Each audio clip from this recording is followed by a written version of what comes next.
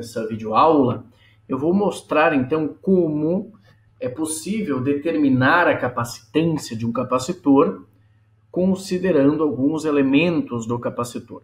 E vamos iniciar com o capacitor de placas paralelas. No capacitor de placas paralelas, temos uma carga positiva, uma carga negativa. Você tem essa placa cuja área é dada por A, essa placa também tem área A, e as placas estão separadas por uma distância D. Existe um campo elétrico entre as placas, existe também uma diferença de potencial entre as placas. Para calcularmos a capacitância de um capacitor, experimentalmente, se você sabe qual é a carga e qual é a diferença de potencial, você já tem a capacitância de um capacitor. Vamos determinar a capacitância de um capacitor considerando então a geometria do capacitor e o meio existente entre as placas.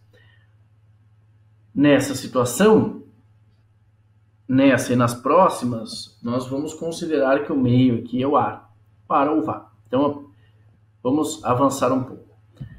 Entre as duas placas, uma placa está positiva, outra placa é negativa, existe um campo elétrico perpendicular à superfície, campo elétrico uniforme. E vamos utilizar a lei de Gauss. A lei de Gauss ela será utilizada nessas deduções e também a equação potencial final menos potencial inicial igual menos integral de E dr, conforme vimos na videoaula sobre potencial elétrico. Então, o que faremos nessa situação? Nós vamos imaginar o seguinte, nós vamos imaginar aqui uma superfície gaussiana, embora esse desenho verde aqui aponte um pouquinho para fora, nós vamos imaginar uma superfície gaussiana exatamente envolvendo essa área aqui dessa placa. Então, você tem uma superfície gaussiana que envolve essa carga mais que. Se você utilizasse uma superfície gaussiana que envolvesse todo o capacitor, a carga localizada no interior dessa superfície seria zero. E aí o fluxo seria zero. E essa informação não seria muito útil para o nosso objetivo. Então, o que faremos? Nessa placa positiva, nós vamos utilizar uma superfície gaussiana. Vamos lembrar que o fluxo do campo elétrico em uma superfície fechada é dado por carga dividido por ε0, em que a carga é a carga localizada no interior da superfície. E aí nós temos alguns resultados interessantes, pessoal. Primeiro, vamos observar essa superfície. Estou considerando que a área dela, apenas para efeito de ilustração, eu coloquei um pouquinho para o lado, mas vamos imaginar que essa área aqui, é exatamente igual à área da placa. Essa área aqui que eu estou localizando para vocês. Então, você tem um vetor elemento de área dA para baixo e o campo elétrico para baixo. Nessa situação. Então, o fluxo do campo elétrico, o que importa para a gente é o fluxo do campo elétrico nessa região. Não existe fluxo do campo elétrico aqui, nesse ponto, e nesse ponto também aqui. Então, o que importa para a gente é nesse espaço aqui. Então, o fluxo do campo elétrico nessa região, porque nós queremos olhar nessa região, não aqui, nessa região, é dado por integral de EdA. Integral de EdA. Campo elétrico e o campo elétrico uniforme. Então, sabemos que o fluxo do campo elétrico ao longo dessa superfície gaussiana vai ser dado por carga interna por ε0, fluxo zero, fluxo zero, fluxo zero. O fluxo que importa é aqui, elemento de área dA e o campo para baixo. O campo ele é uniforme, então ele vai sair da integral. E vezes dA, produto escalar, o ângulo entre o vetor dA perpendicular à superfície e o campo elétrico é zero. Nessa situação, pessoal, eu já estou aplicando a lei de Gauss. Então, o campo elétrico é constante, sai para fora da integral de A, dA é igual a A, então é essa área que é a mesma área da placa, dessa placa paralela, nós estamos pensando nessa área, igual a carga localizada no interior por ε0. Então, a carga é a carga dessa placa, que é a carga do capacitor. Podemos escrever, então, que a carga do capacitor é fornecida por E vezes A vezes ε0, em que há essa área. Temos, então, a carga do capacitor. Podemos escrever essa carga do capacitor em função do campo elétrico, da área e do ε0, essa área da placa. Vamos calcular também a diferença de potencial, pois para calcularmos a capacitância, vamos dividir a carga dividido pela diferença de potencial. Para a diferença de potencial, nós vamos realizar a seguinte situação. Vamos imaginar qual é a diferença de potencial. Vamos pensar qual é a diferença de potencial desse terminal menos até o terminal mais. Então, nós vamos fazer uma integração ao longo dessa trajetória. Essa trajetória, representada em azul, ela inicia nessa placa negativa e termina nessa placa positiva. O que ocorre, pessoal? O potencial nessa placa positiva é maior do que o potencial nessa placa negativa. Percebam então que nós vamos calcular a diferença de potencial considerando que o potencial inicial é o potencial da placa negativa e o potencial final, potencial atribuído à carga à placa positiva. Então, o elemento ds é para cima e você tem o campo elétrico para baixo. Por que faremos isso? Faremos isso por quê? Porque, de acordo com a equação que vimos anteriormente na videoaula sobre potencial elétrico, potencial final menos potencial inicial é igual a menos a integral de EDS. Esse E vezes ds, o ds é essa trajetória que está para cima e o E está para baixo. Então, esse produto escalar, ele será negativo. Por quê? Porque o E e o ds formam um ângulo de 180 graus. Esse ds aponta para cima e o E para baixo. O que ocorre, então, é que nós vamos conseguir, então, excluir esse sinal de menos. Vamos escrever, então, potencial final. Qual é o potencial final? É o potencial positivo. E sabemos que essa diferença de potencial é positiva, porque o potencial do mais menos o potencial do menos é positivo. Então, o potencial final, que é o potencial da placa positiva, menos o potencial da placa negativa é igual a menos integral de EDS. Estou considerando esse caminho de integração. Estou considerando esse caminho da placa negativa até a placa positiva. Então, vamos escrever. E é constante, pode sair fora da integral. Integral de ds. Integral de ds é justamente essa distância d.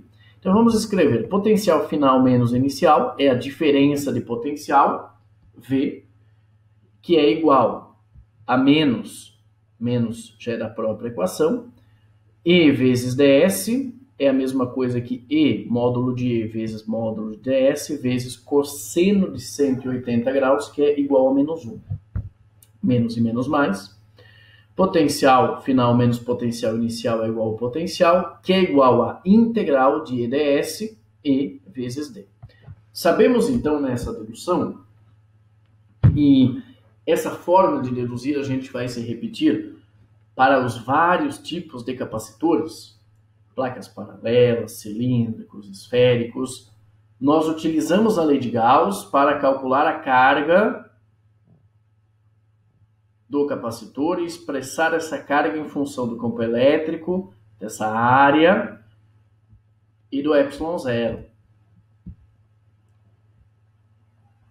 E utilizamos essa equação para calcular a diferença de potencial. Então, nós já sabemos a carga e nós já sabemos a diferença de potencial. Vamos, então, calcular a capacitância.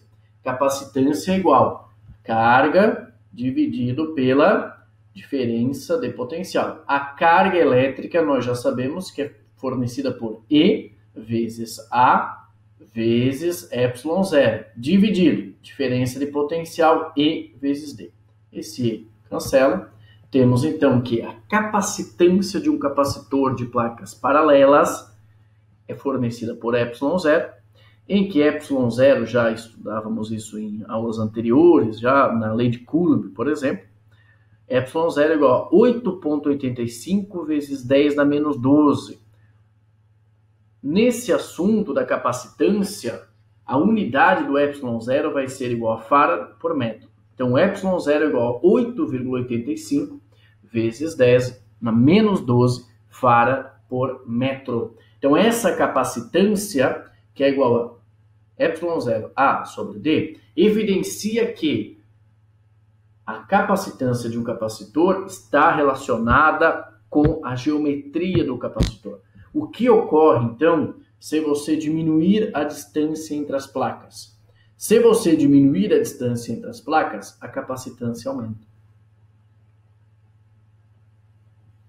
Se você aumentar a distância entre as placas, a capacitância diminui.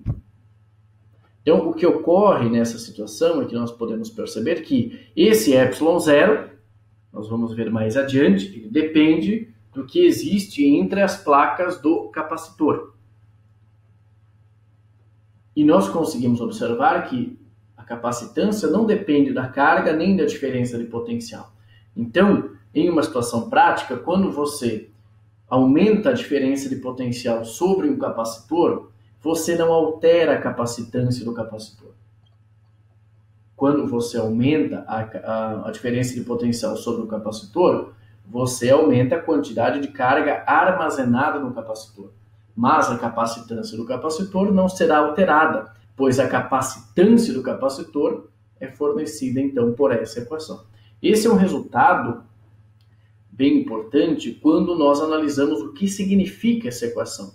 Então, experimentalmente, a carga é diretamente proporcional a DDP. Se você sabe qual é a carga e qual é a diferença de potencial, você consegue calcular a capacitância. Mas a capacitância, ela não depende da carga nem da diferença de potencial.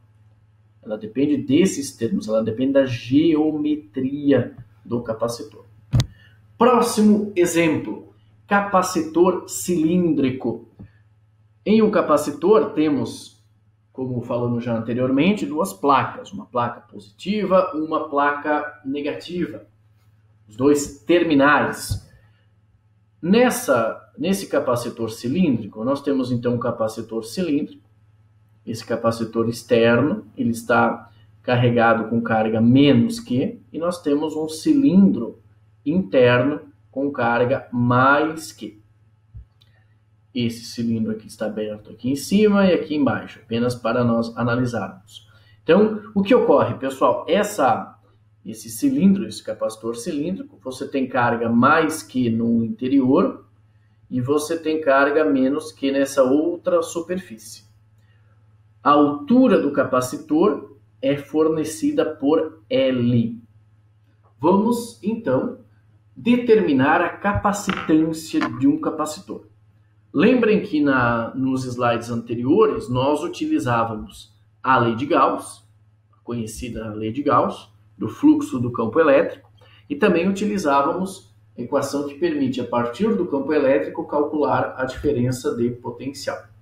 Vamos calcular então, mas para isso nós vamos imaginar o seguinte. Nós vamos colocar aqui na figura, gente, uma superfície gaussiana. Essa superfície gaussiana vai ser uma superfície cilíndrica. E essa superfície gaussiana ela vai ficar entre esse cilindro de carga mais que e o cilindro de carga menos que. Se você desenhasse aqui uma superfície fechada que envolvesse todo o cilindro, isso não seria muito útil para a gente. Por quê? Porque a carga envolvida total seria zero. O que você faz, então? Você vai utilizar uma superfície fechada com o formato cilíndrico e você vai colocar essa superfície, a superfície gaussiana, entre essas duas placas. Então, nós vamos representar agora a figura. Nós vamos inicialmente enxergar esse cilindro, esse capacitor cilíndrico visto de cima, a partir de uma outra visão. Então, nós temos esse capacitor, esse cilindro interno, cujo raio interno é Azinho, A, e está carregado positivamente, e nós temos o cilindro externo. Existe aqui, você tem duas placas, uma positiva e outra negativa. E você tem um cilindro externo, cujo raio é B. O que nós faremos, conforme eu falei agora há pouco, é colocar aqui uma superfície gaussiana, também cilíndrica, cujo raio é maior que o Azinho e menor que o Bzinho. Vamos fazer o desenho agora, então, dessa superfície. Então, nós vamos enxergar essa superfície. Então, essa superfície gaussiana, também cilíndrica, ela tem um raio Rzinho. E nós vamos, então, utilizar aqui, primeiro vamos pensar aqui nessa superfície verde, representa, então, pessoal, é importante você entender o raciocínio para depois, na hora de fazer algum exercício, você compreender a utilização da lei de Gauss. Então, o que a gente faz? A gente utiliza, né, essa superfície cilíndrica nesse local, certo? E aí nós vamos, então, utilizar a lei de Gauss aplicada a essa superfície. Sabemos que nessa parte superior, na parte inferior, fluxo do campo elétrico será zero. O que ocorre aqui, nós temos um elemento dA perpendicular à superfície, e perpendicular à superfície, também saindo, você tem o campo elétrico positivo. Então, você tem um elemento nessa situação, por exemplo, dA, para cá, perpendicular à superfície gaussiana, e o campo elétrico também para fora, formando 90 graus. Dessa forma, dessa maneira, o campo elétrico e esse elemento dA sempre formam um ângulo de 0 graus. Vamos aplicar então a lei de Gauss, a integral de EdA, fluxo do campo elétrico é igual a carga sobre ε0, carga localizada no interior dessa superfície fechada. O campo elétrico ele é constante. O campo elétrico ele é constante ao longo da superfície dessa superfície. Então, ao longo dessa superfície, dessa região, aliás, porque na parte de cima e parte de baixo do cilindro o fluxo é zero. Temos então que nessa superfície podemos escrever que o campo é constante vezes A, mas muito importante você lembrar disso, gente, não é a área dessa região aqui, não é a área dessa circunferência. A área a qual estamos nos referindo é essa área dessa superfície em volta, dessa superfície cilíndrica. Temos então que a carga, podemos expressar que a carga é igual ao campo vezes A, que é a área, vezes ε0. Esse resultado foi o mesmo obtido anteriormente. O que faremos aqui é o seguinte, nós vamos escrever de outra forma. Nós vamos escrever que o campo elétrico é igual a carga dividido por A vezes ε0. Vamos isolar então o campo elétrico. Esse campo elétrico é igual a carga dividido por 2π RL. Para calcularmos essa área dessa figura, essa área que envolve esse cilindro, vamos desconsiderar essa parte de cima e de baixo, justamente pois afirmamos já que o fluxo é zero. Então, a área dessa superfície é dada pelo comprimento, 2π Rzinho, que é a área da gaussiana, vezes L. Temos então que o campo elétrico é fornecido por carga dividido por 2π RL ε0. Então, o campo elétrico ele depende do R. O campo elétrico no interior ele depende do R. E esse R varia de Azinho até Bzinho. Vamos calcular, então, a diferença de potencial. De que forma calcularemos a diferença de potencial?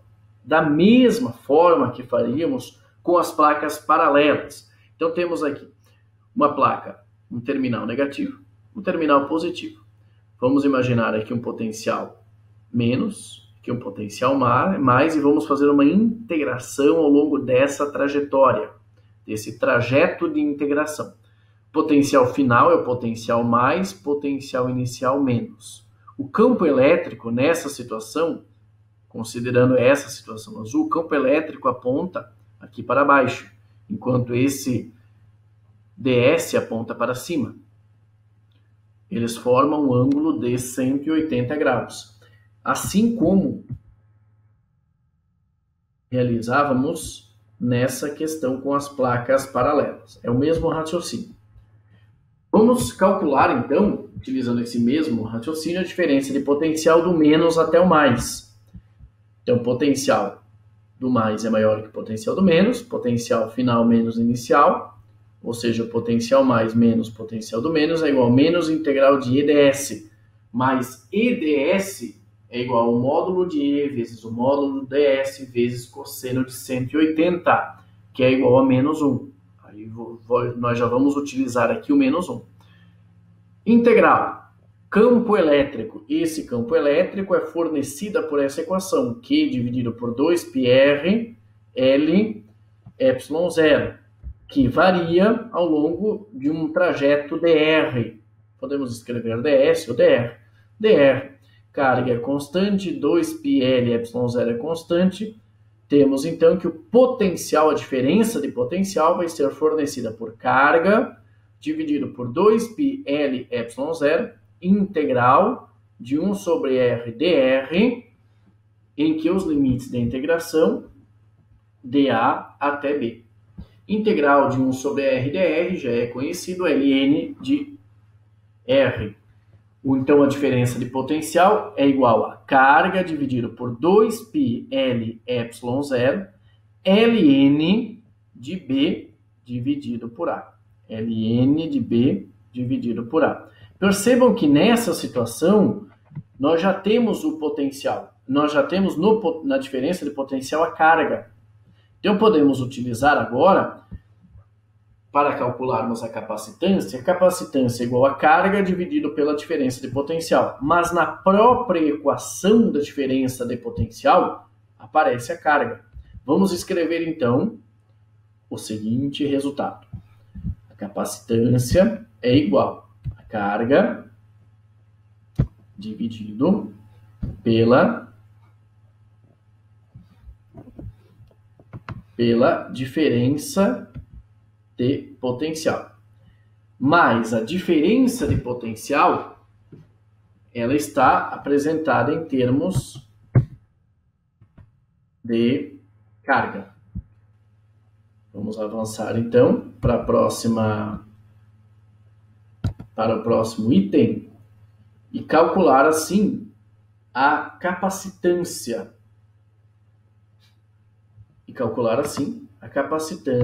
Nessa situação. Vamos avançar aqui a tela, pessoal, e a gente vai avançar então para calcular então a capacitância em um capacitor cilíndrico. Vamos lá. Vamos avançar então. Nessa situação, isso. Então agora a gente vai resolver aqui, pessoal, e mostrar para vocês, esse é o nosso raciocínio, como vamos calcular então essa capacitância. Então a capacitância vai ser igual a carga dividido pela diferença de potencial, carga dividido a diferença de potencial já foi deduzida no slide anterior, carga dividido por 2πl epsilon zero, ln de B sobre A. Resolvendo, então, temos que a capacitância é igual a 2π epsilon zero, L, ln de B sobre A. Novamente, verificamos que a capacitância depende apenas da geometria do capacitor. Depende também do que existe entre as placas, mas nessa situação a gente está considerando que esse epsilon zero, né, esse valor do epsilon zero, nós já temos o valor do epsilon zero, nós não analisamos ainda a situação em que ocorre uma mudança do meio entre as placas. Percebam então que a importância da geometria do capacitor. Então, se você aumentar o comprimento, L, você aumenta a capacitância. Você pode fazer várias análises considerando esse capacitor. Já vimos então o capacitor de placas paralelas, o capacitor cilíndrico, e agora vamos verificar um capacitor esférico. Então, um capacitor esférico, como exemplo, observem essa figura, é um corte, é um capacitor em que no interior você tem uma esfera de raio A. Então, essa esfera está carregada, você tem duas placas, essas placas são metálicas, então você tem aqui uma placa metálica A, com carga mais, vai ficar localizado aqui no extremo, e você tem uma outra, você tem aqui ao longo dessa superfície esférica, né, uma carga mais, você tem uma distância entre essa esfera interior e a esfera exterior, uma casca esférica exterior, e nessa casca exterior, o raio da casca é B. Você tem uma carga positiva e você tem uma carga negativa. Você tem, então, um armazenamento de cargas, consequentemente, você tem um armazenamento de energia potencial elétrica. O que ocorre? Vamos utilizar novamente a lei de Gauss para calcularmos a capacitância. Então, o que faremos, pessoal? Aplicação da lei de Gauss. Essa esfera positiva tem carga mais que. Ela está dentro de uma outra esfera negativa, e a esfera aqui tem carga menos que. Vamos utilizar uma gaussiana, uma superfície gaussiana que vai envolver essa esfera de raio A. O raio da superfície gaussiana vai ficar entre A e B. Então, o nosso desenho ficou muito parecido com o capacitor cilíndrico. O que é importante você analisar e lembrar é que a superfície que estamos utilizando agora é uma superfície esférica. E no capacitor cilíndrico utilizávamos uma superfície cilíndrica. Vamos então utilizar uma superfície gaussiana que envolve essa esfera e temos um outro desenho a partir dessa perspectiva. Temos então uma superfície gaussiana em que o campo elétrico aponta aqui para fora, o elemento de área dA também, e produto escalar dA é igual a E vezes A. Por quê? Porque o ângulo entre o E e o dA é igual a zero. Vamos aplicar, então, ao longo dessa superfície verde, a lei de Gauss. Integral de EdA é igual a carga por ε0. E é constante, E vai para fora. A é a própria área, mas percebam que não é a área dessa circunferência. É a área da esfera. É a área dessa superfície gaussiana, igual a carga por ε0. A carga é igual a E vezes A vezes ε0. É o mesmo resultado que obtivemos anteriormente. Vamos isolar, então, o campo elétrico. Esse é um resultado que nós já estudávamos anteriormente, no teorema das cascas, por exemplo. E nós podemos observar que o campo elétrico é igual a carga dividido por 4πε0 R ao quadrado, em que R é o raio dessa superfície esférica gaussiana. É como se toda a carga estivesse no centro.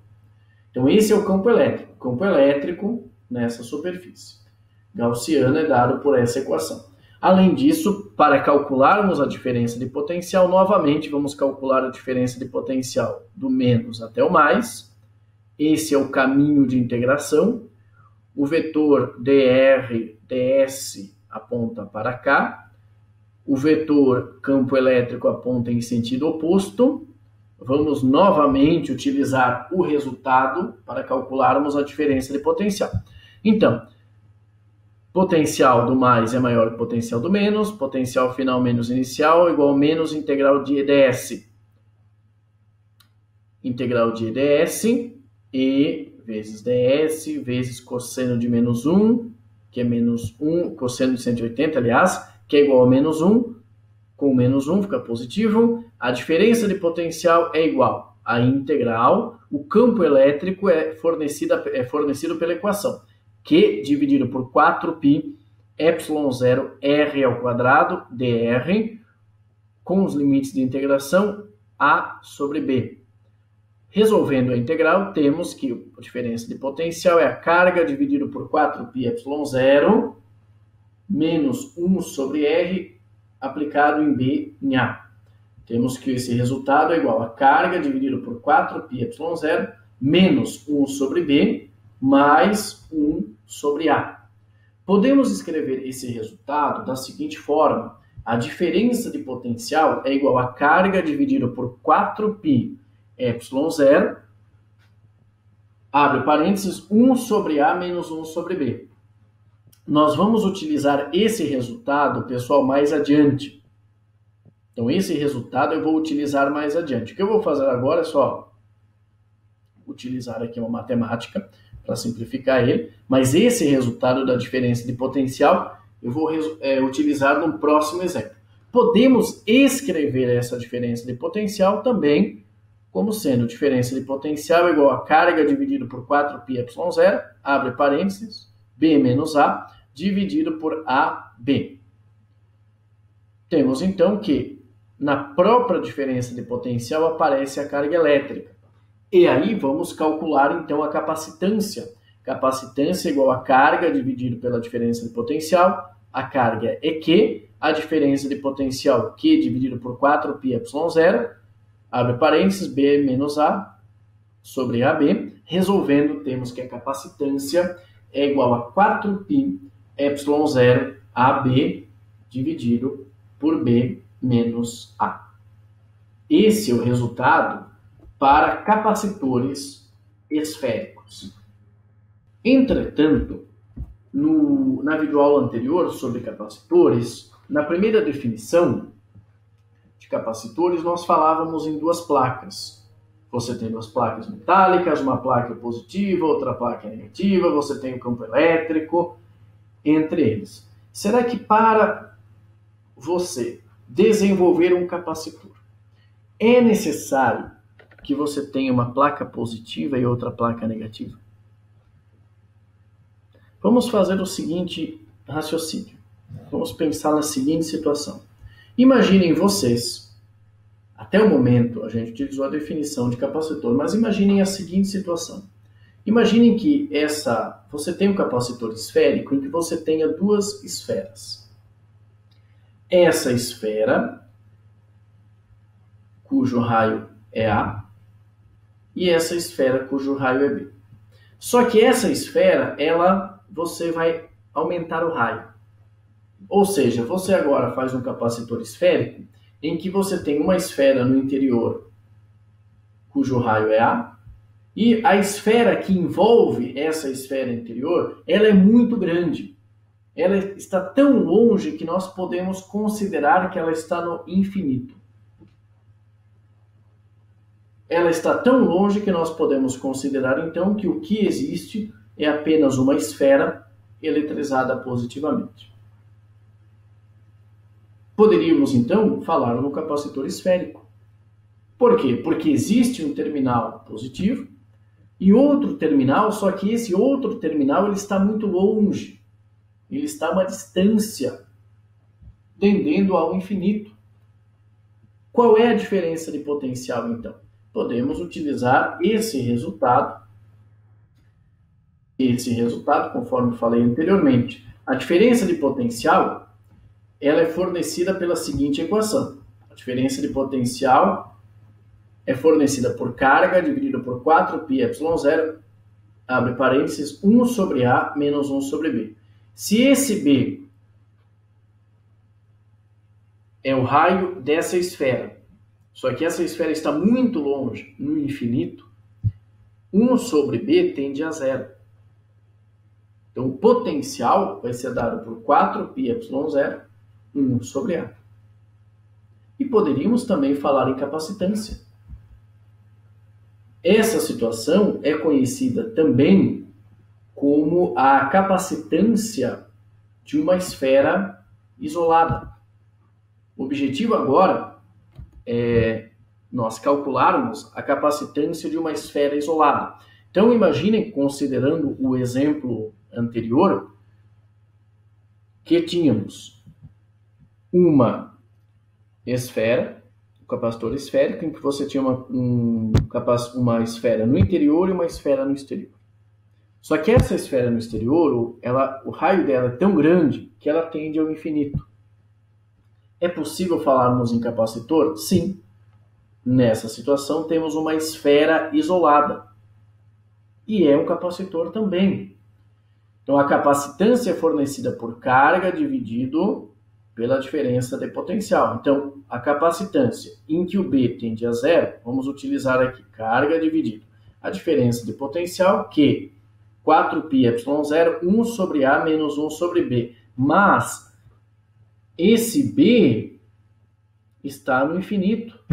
E esse resultado 1 sobre B tende a zero. Podemos escrever, então, que a capacitância dessa esfera isolada é igual a 4πε0A, em que esse A é o raio dessa esfera interior. Temos, então, que uma esfera isolada no sentido que ela está eletrizada, e pensamos na outra esfera que envolve essa esfera interior no infinito. Então, essa esfera tem uma capacitância, que é fornecida por 4πε0 vezes R. Um exemplo, então, por exemplo, no gerador de Van der Graaf, nós realizamos alguns experimentos nas nossas aulas sobre eletrização por atrito, por indução eletrostática, eletrização por contato, e nós utilizamos o gerador de Van der Graaf. No gerador de Van der Graaf, você tem uma esfera que está eletrizada. Essa esfera pode ser considerado um capacitor. Então, um objeto eletrizado, você pode utilizar esse conceito de capacitor. Então, você poderia, por exemplo, sabendo o raio da esfera no gerador de Van der Graaf, você consegue determinar qual é a capacitância dessa esfera.